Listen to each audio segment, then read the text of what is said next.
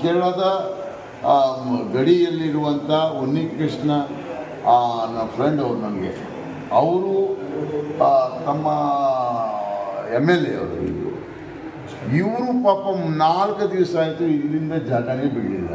ನಾನು ಇವರಿಗೆ ಹೇಳಿದೆ ನಿಮ್ದು ಏನಾದರೂ ಕೆಲಸ ಇದ್ದರೆ ನೀವು ಮುಗಿಸಿ ಬನ್ನಿ ಅಂತ ಹೇಳ್ಕೊಂಡು ಇವರು ಸಹ ಹೇಳಿದ್ದಾರೆ ನಾವು ಹೋಗೋದೇ ಇಲ್ಲ. ಓನ್ಲಿ MP ಅವರು ಬಂದರು. MP ಅವರಿಗೆ ನಾನು CM ಜೊತೆಗೆ ಮೀಟಿಂಗ್ ಸಹ ಮಾಡಿಸಿದ್ದೀನಿ. ಕರೆಕ್ಟ್ ಅಲ್ಲ? ಒಪ್ಕೊಳ್ತೀರಲ್ಲ?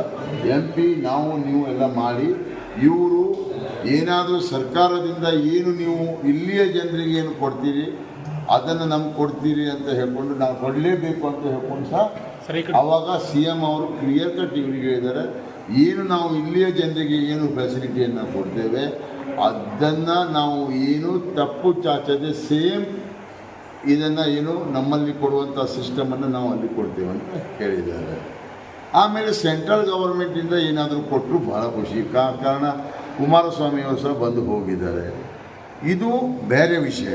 ಈಗ ನಮ್ಮಲ್ಲಿ ಏನಾಗಿದೆ, ನಮ್ಮಲ್ಲಿ ಇವತ್ತು ಬೆಳಿಗ್ಗೆ ತನಕ 4 ಬಾಡಿಗಳು ಸಿಕ್ಕಿಲ್ಲ.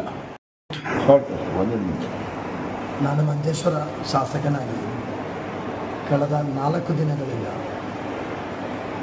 ಕಾರವಾರ ಶಾಸಕರಾದ ಸತೀಶ್ ಅವರ ಜೊತೆಯಲ್ಲೇ ಇದೆ. ಬಹುಶಃ ನನಗೆ ಆಶ್ಚರ್ಯ ಆಗ್ತಾ ಇದೆ. ನಾನು ಪ್ರತಿಯೊಬ್ಬರನ್ನು ಹೇಳ್ತಾ ಇದ್ದೇನೆ, ಕಳೆದ 25 ವರ್ಷಗಳಿಂದ ಮಂಜೇಶ್ವರದಲ್ಲಿ ಪ್ರತಿ ಹಂತದಲ್ಲೂ ಅಧ್ಯಕ್ಷನಾಗೆಲ್ಲ ಬೆಳೆದು ಬಂದರೂ ಕೂಡ ವಿಧಾನಸಭೆಗೆ ಹೋಗದೆ ಕೇರಳದ ಅರ್ಜುನ್ಗೋಸ್ಕರ ಕರ್ನಾಟಕದ ಇಬ್ಬರು ಇದ್ದಾರೆ. ಅವರು ಎಷ್ಟೊಂದು ಕೆಲಸ ಮಾಡಿದ್ದೇನೆ ಎಂಬುದು ನಾನು ಕಣ್ಣಾರೆ ನೋಡ್ತಾ ಇದ್ದೀನಿ.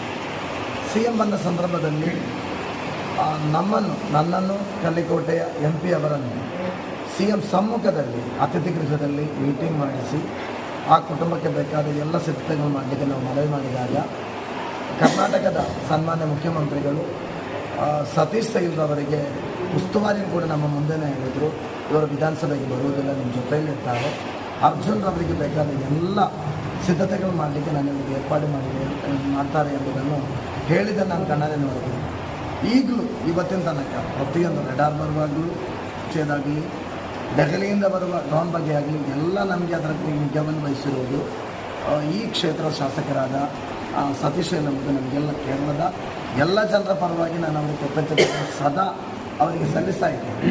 ಇನ್ನೊಂದು ಈಗ ಬಂದಂಥ ಒಂದು ಸುದ್ದಿ, ಅವರ ಈ ಒಂದು ಲೈವಲ್ಲಿ ಬಂದ ಕಾರಣ ಅಂತಿರ್ತದೆ, ಅದರ ಎಡೆಯಲ್ಲಿ ಏನಾದರೂ ಒಂದು ಕೇಸು ಎದುರಿಸುವಂಥ ಸಾಧ್ಯ ಅಂತ ಹೋಗಿ ಈಗಿನ ಈ ಒಂದು 90% ಮಾಡಿದ ಪ್ರಯತ್ನಕ್ಕೆ ಅಡ್ಡಿ ತರಬೇಡಿ ಎಂದ ಒಂದು ಮನವಿಯನ್ನು ಮಾಡಿದ್ದಾರೆ.